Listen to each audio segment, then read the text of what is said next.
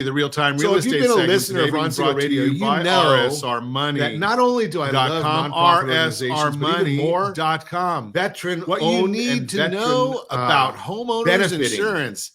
That's a biggie here in Southern California. Talk about the homeowners trifecta. insurance is a must-have. They were happy to have Alisa Johnson, veteran, and while you never want to think about veterans, good morning. Scenarios, the right coverage is basically. So tell us a little bit about net. your story with if something goes wrong. Here's how it helps you. Oh, well, it's a long one. Repairs and rebuilding it was costs. If your home is damaged by fire, storms, or other covered events. I was policy active duty helps pay for Marine. I had repairs or just even commissioned a from full ROTC, rebuild. Protects your belongings. and I had to go to the policies basic school. And also cover in Quantico, personal Virginia, items like for 6 furniture, months. electronics, I and was clothing. married to another If service they're member, stolen or still married damaged, to that provides same service liability member. coverage if someone And gets he was injured on scheduled your to deploy property. at the same time. Homeowners and we had insurance nowhere can for our help dog cover to go. medical bills or And legal it got us expenses. into this situation In where the we were simplest very sense, lucky that we were it able gives to you rely peace of on a mind distant knowing you relative have that was protection able to against step up unexpected and help events. watch our dog Helps for you the worry 6 months less. that And we with were such a both big gone. purchase, But having that reassurance situation is really a big inspired deal. something in And us while your as- first as insurance leaders, payment as junior will be officers in wrapped the into your military, closing we were costs, like, well, you want if we this to be a have part this of your problem budget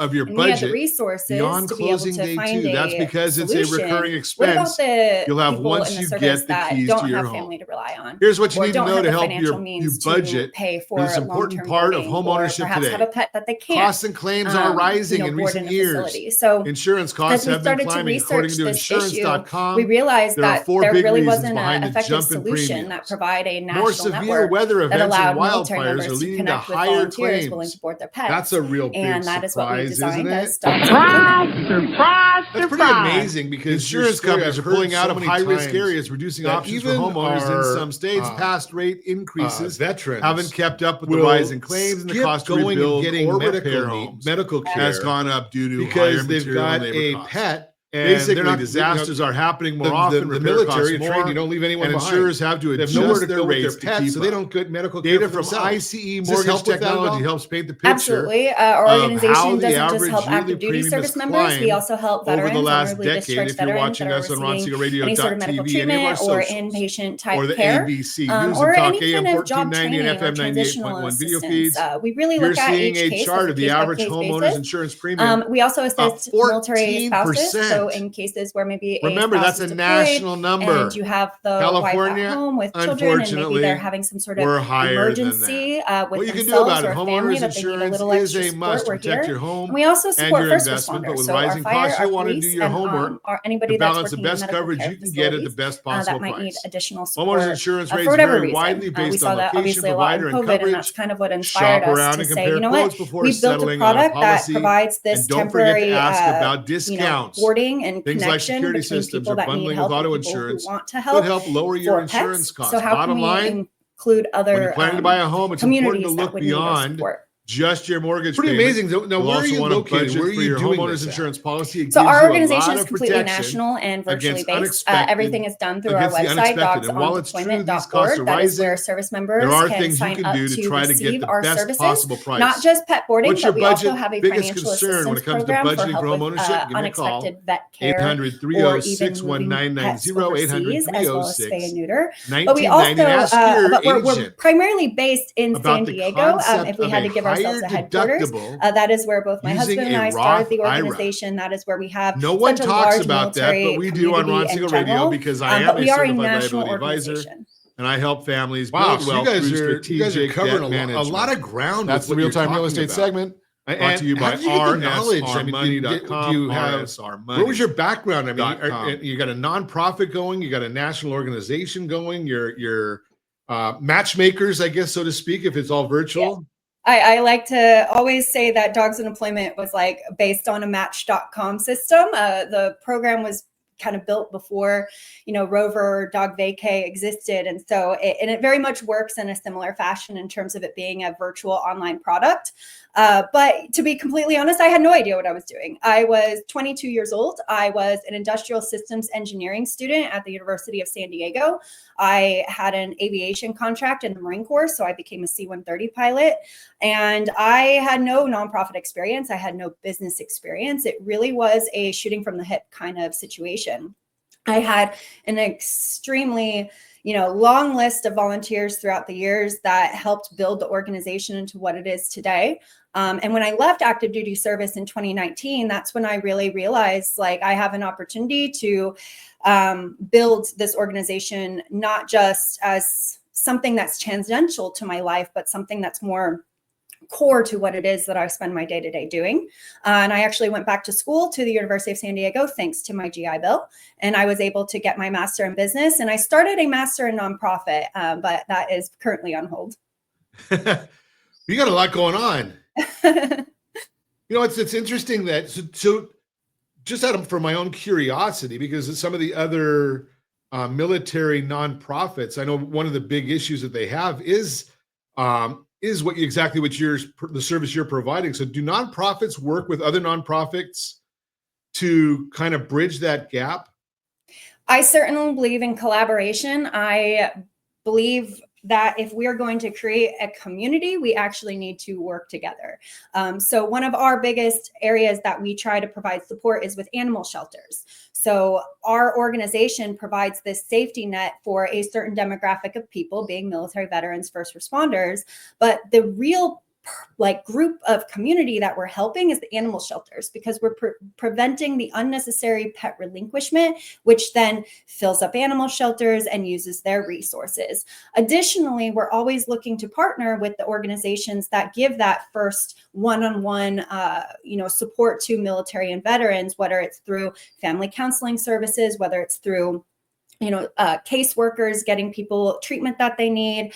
And we want to be a support service to them. So something that they are recommending Dogs in Deployment if they're the ones that find out, hey, this service member has a pet and they need some support, go to Dogs in Deployment. This is fascinating. I want to learn more about this. When we come back, we're going to continue our conversation with Alisa Johnson. Continuing our conversation with Alisa. Did I get it right that time? Yes. Alisa Johnson. I hate it when I get names wrong, because then I'm old, so I forget. And the next time forgive me if I do it wrong. It's okay. I'm just one Lisa. Lisa. Alisa. Okay. So let's get back to our conversation. We're talking about dogs on deployment or for deployment? On deployment.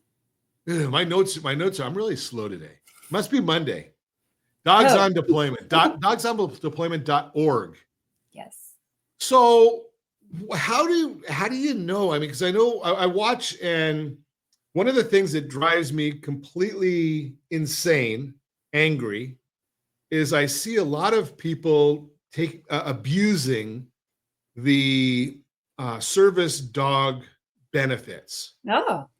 Where they go and they buy the jacket and it's not really a service dog. And those people that understand service dogs realize that, service dogs are not going to play with you, and they're not going to, when they're working, right? They're trained to do their job. And when you see them running around and not doing their job and playing with kids at the restaurant, that's not a service dog. So how do you get from the service dog and the veteran needs to board them somewhere else? How would somebody like me, who's a layperson, be able to deal with the dog? So can you repeat the question one more time? How does the layperson that doesn't know how to deal with a service dog take over serving, hosting the dog while it's the dog's owner is getting whatever services they need? We don't have a lot of service dogs that necessarily get put into our system. Most of our dogs that we support are companion pets. Gotcha. And our organization doesn't actually do anything particularly with service dogs. Now, you are correct. There's definitely has been a history of there being this kind of unclear area about what a service dog is and who should be classified as a service dog, because frankly, there's nothing that's really controlling it. So it's kind of the wild, wild west when it comes to the service dog industry. So I don't want to speak too much to that because it's not my expertise. But when it does come to animals that are in Dogs on Deployment's network, these are usually companion animals. And we have pets that range from dogs that are very well trained and then dogs that are not well trained. And it is true that when you sign up to be a volunteer, you have to be very clear about what you're willing to take on in terms of a pet's behavior or a pet's needs. And that's why application process, we have a very extensive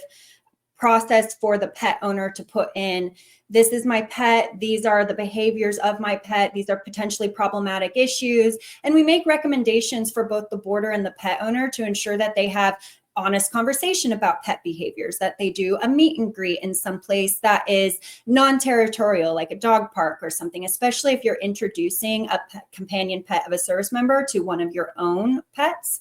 And then we also recommend doing a meet and greet or a trial run for like over the weekend or something, just to make sure that you're comfortable with the pet. But our biggest advice to pet owners is don't try to hide if your dog has issues. I mean, my dog JD, one of the biggest reasons why I couldn't find somebody initially to watch him is because he was a horrible dog.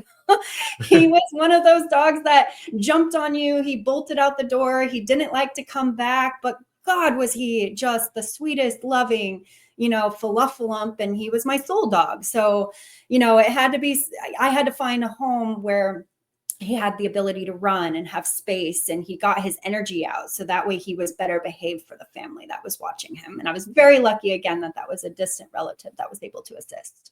Interesting. How long are the commitments for that people will take someone's pet? So generally, we're talking about 6 months for any sort of military deployment. That is our average boarding. However, we have boardings that are much shorter than that because you have service members, especially in SoCal. We have a lot of service members that go to like 29 Palms for a few weeks, or they have to go to SHIP for a few weeks and then they come back. And then we also have service members that might have to be stationed someplace. So for example, if you have a service member that owns a dog and they get orders to go to Guam for 2 years, they might be able to take that dog. However, if you knew anything about the airline industry and pet transport and quarantine requirements and stuff, it's becoming increasingly difficult for animals to be transported overseas and very, very, very, very expensive. A couple of years ago, you might be looking at $2,000 to ship a dog from San Diego to, say, Hawaii. You might now be looking at $8,000 for that same animal. Wow. And so we're definitely seeing more pets that are needing longer boarding periods because the service member is going someplace that they just either can't take their pet or they can't afford to take their pet. Yeah, I would think that it might be, especially if you've got a big fluffy that, some of the housing is probably not conducive on some of the bases for that. So absolutely, between base housing, between breed restrictions, between a pet's own health, if you have a senior aged pet, you're not going to want to put them in a 17-hour around the world flight where something could happen to them. And so we really look, again, each case is a case by case basis. And we try to make the best decision with the pet owner. Boarding is the option, or do we try to provide financial assistance to try to help bring that pet to the next duty station? That's an interesting part of it, is getting that financial assistance, because if you talk about, just going from here to Hawaii being $8,000, I had no clue it was that kind of money. That's amazing. Yes, it has gone up tremendously since the COVID era. And also there's been a lot of restrictions about pets being able to be in cabin versus they have to be shipped as transport or cargo, which increases the pricing. So there's a lot of factors at play. So if you are a service member and you have a pet and you know that there's an option for you to move overseas, you need to do your due diligence and your homework beforehand so you're prepared before that happens. Interesting. Yeah, that's so do you have that kind of education on your website as well? We do. So we try to keep everything on our website very clear and concise to these are our programs and this is how we help. And then we also have a blog, dogsondeployment.blog, which has a ton of articles over the last several years where we talk about everything from pet PCSing to the importance of spay and neuter, to sharing success stories about our reunions. And so we highly encourage, if you're interested in either joining our program, supporting our program, or getting help from our program, that you go to our website and check out all of our resources. Okay, now you're going to have to help our audience out, because even though I'm a veteran mortgage advisor and I understand PCSing, yes, I bet a lot of our audience doesn't know what a PCSing means. A permanent change of station. So as a service member, you don't have necessarily a choice of where you get to live. You are at the whim of what is needed by your military command. And so you might receive orders or a permanent change of station to move from your hometown to another base. And that move is, while it's covered by the military, they'll pay for your household goods. They don't necessarily pay for your pet, except for a small stipend, which generally doesn't cover the full cost of moving a pet. Pretty amazing, the things. And when you look at the earnings statement, yes. It's amazing what the military earnings statement. I'm working with a family right now moving from Japan, PCSing from Japan to 29 Palms, exactly what you're talking about. So we get it. You're listening to Ron Siegel Radio, discussing your real estate, current events, and the financial markets. When we come back, we're going to get into the financial side of dogs on deployment, how we can help. So we are continuing our conversation with Alisa Johnson. We're talking a little bit about dogs on deployment, and we've learned a little bit about the organization. And every organization every organization I talk to has the exact same challenge, and it always comes to Benjamin.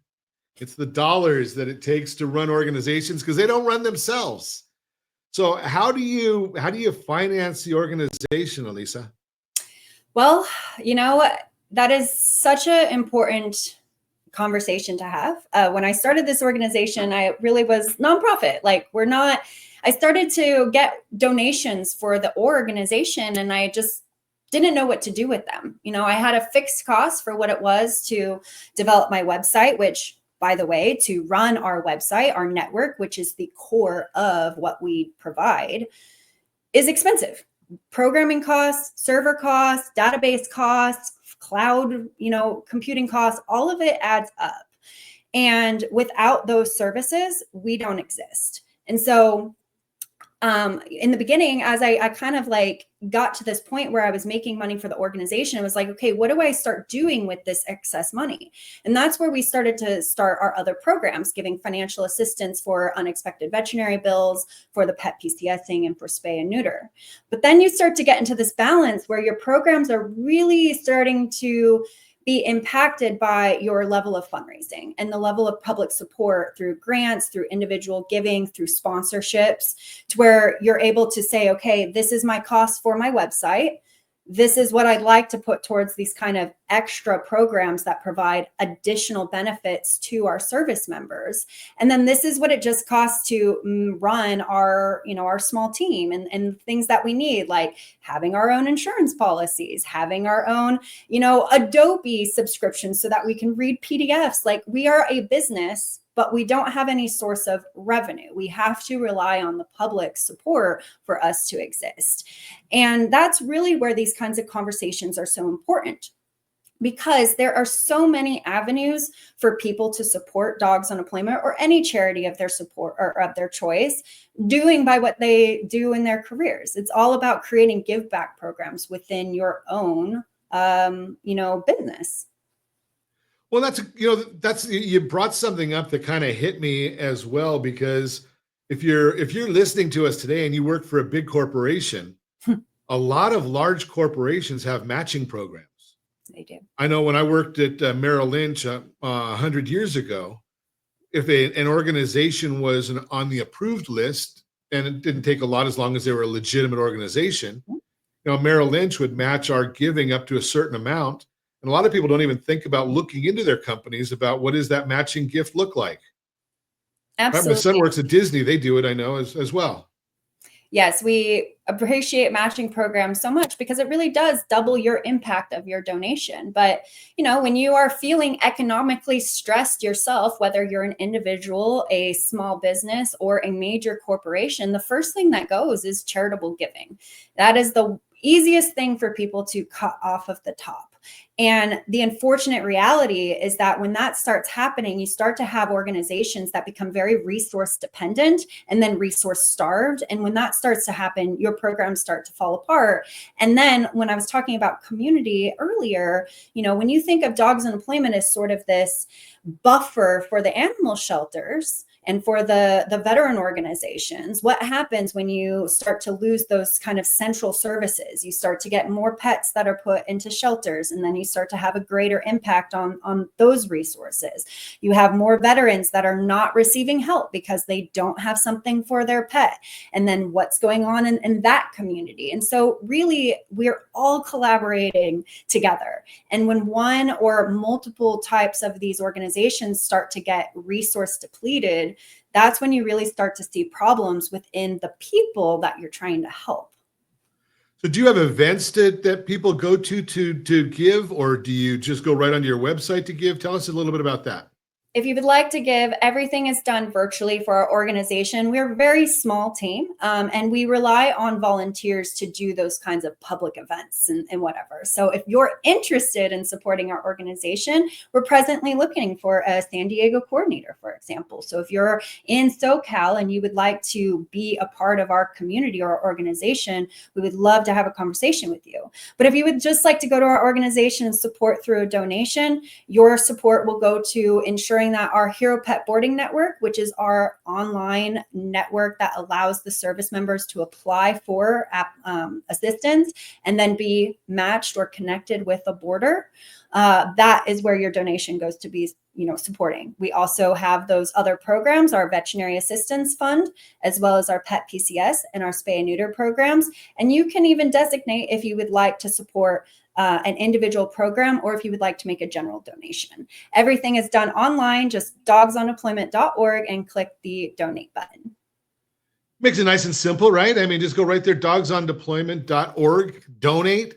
Make it a part of your regular habits. And if you're a company, like we were just introduced to Alisa recently by another business that donates a portion of their proceeds to nonprofit organizations. So keep your eyes open, because there's a lot of businesses out there that all you have to do is say, hey, something, send the donations to Dogs on Deployment. They're always looking. It's a great mission. I mean, anything, my opinion is, as long as it's a good organization, and there are plenty of them out there that are a little more deceitful, but you go to Charity Navigator and you can take a look at almost any nonprofit. And you can see, is your money going to where they're telling you it's going to? Is it helping the people they profess to be helping? Mm-hmm. And give a donation. And I'm going to suggest go to Dogs on Deployment, help our veterans. I say it all the time. I couldn't do what I do doing a conservative radio show in California if it wasn't for our military men and women who are out there giving us freedom all the time. So support them. They've supported us, and they give us our way of life. So thanks for what you do, Alisa. I appreciate you. Not only you and your husband military service, but what you're doing now for the next generation of veterans. So thank you very much. We appreciate you. Thank you for the time and the conversation, and looking forward to having some of your supporters become our supporters. That'd be great.